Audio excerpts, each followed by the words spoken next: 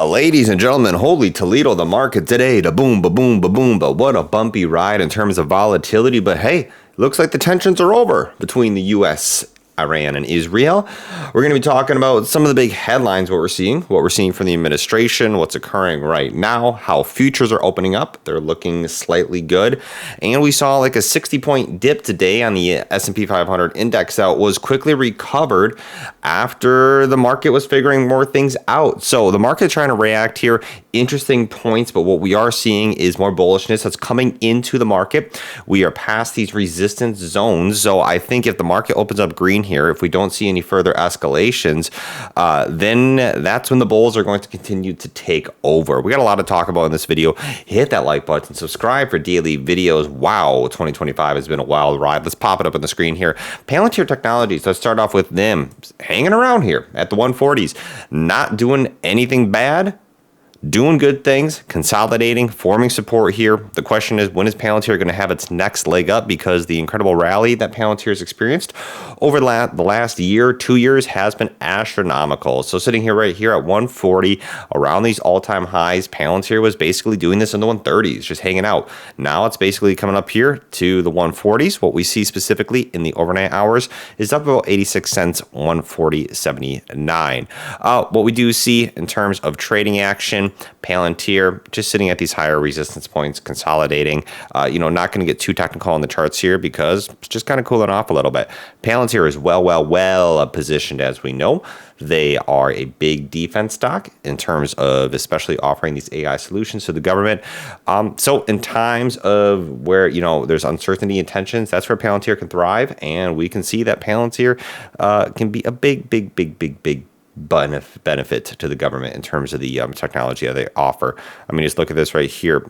We recently had Divergent 3D going on to Fox Business, discussing their partnership with Palantir a little more in detail here, talking about building cruise missiles. So we know Palantir, this just shows you that, hey, these different foreign countries may not want to mess around with the U.S., considering Palantir is getting heavily involved with the technologies that they are developing.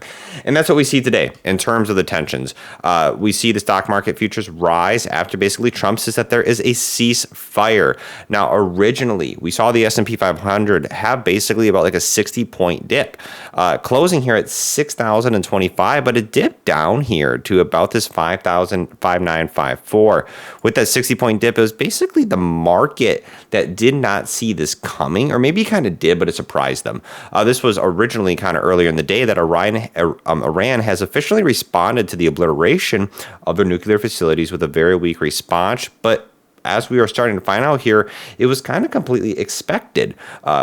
Trump admits that, saying by which we expected, and have been these have been very effectively countered, that there was a total of 14 missiles, 13 were knocked down, and 1 was set free, heading into limbo land, saying here that no Americans are harmed, hardly any damage was done, and most importantly, they've gotten it all out of their system. Hopefully, there will be no further hate. And he follows up here with a ceasefire. Congratulations to everybody, saying that it has been fully agreed between Israel and Iran that there will be a complete and total ceasefire in approximately 6 hours from now. And he's calling this the 12-day war. So it says they'll be saluted by the world. Congratulations. God bless Iran. God bless Middle East. Blah, blah, blah, blah, blah, blah, blah. But he says ceasefire right here.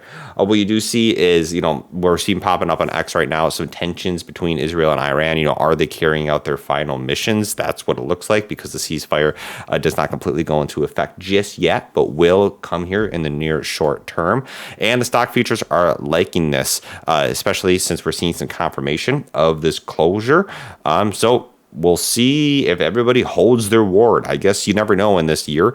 About S&P 500 future gaining about 0.5%. NASDAQ 100 futures rising about 0.5 or 0.7% right here after he announced talking about here on True Social about the ceasefire timeline. We're also seeing crude futures and West Texas Intermediate futures also down in extended trading, slipping more than 3%. Everybody predicted oil to completely skyrocket, and it didn't. This is a good example of kind of the fear and the uncertainty that you see in the market, and what everybody is saying, oh my God, these huge predictions.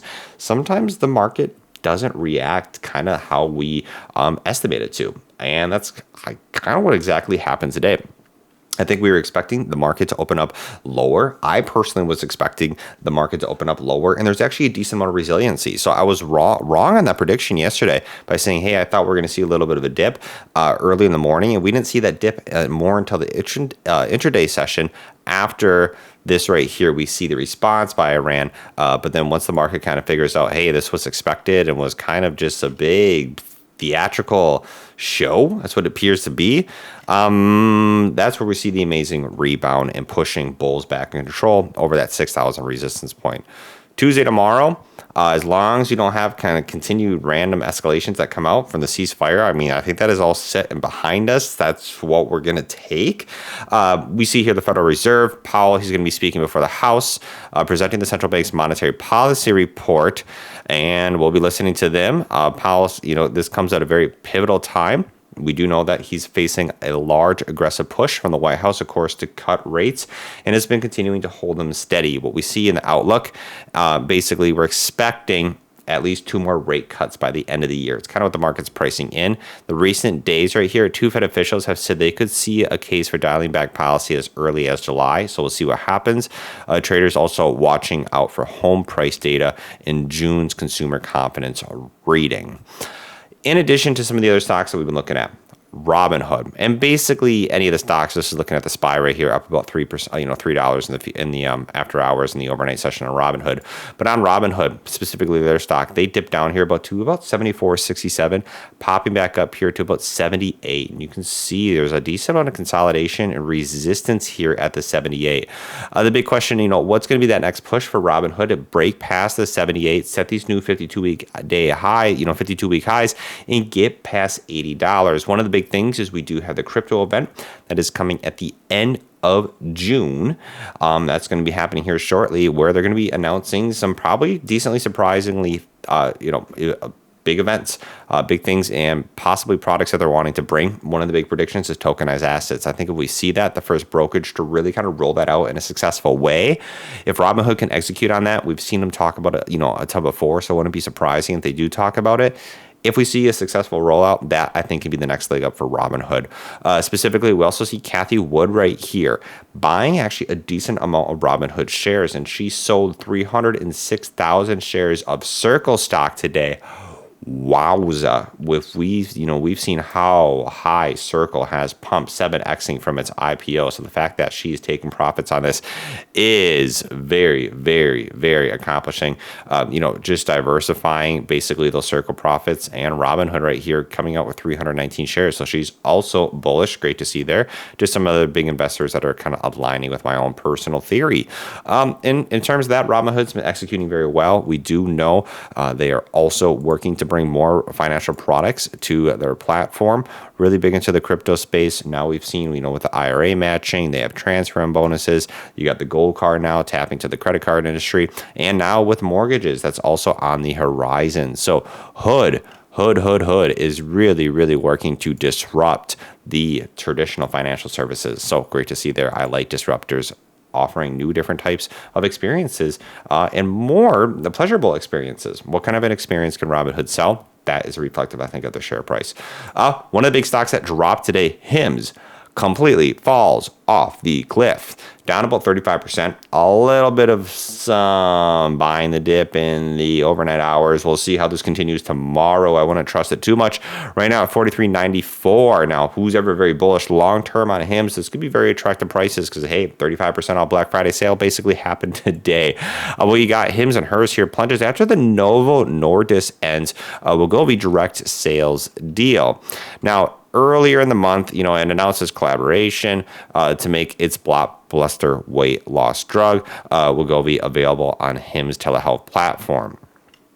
Novo comes out basically said that HIMS was breaking the law by continuing to sell its copycat semaglutide, this GLP-1 right here, the key ingredient, and Wegovy alongside Novo's branded drugs. And basically, HIMS, the CEO, comes out several hours later on X, claiming that Novo's actual commercial team was pressuring it to steer patients to Wegovy, and saying that they refuse to be strong-armed by any pharmaceutical company, anti-competitive demands that infringe on the independent independent decision making of providers and limit patients' choice.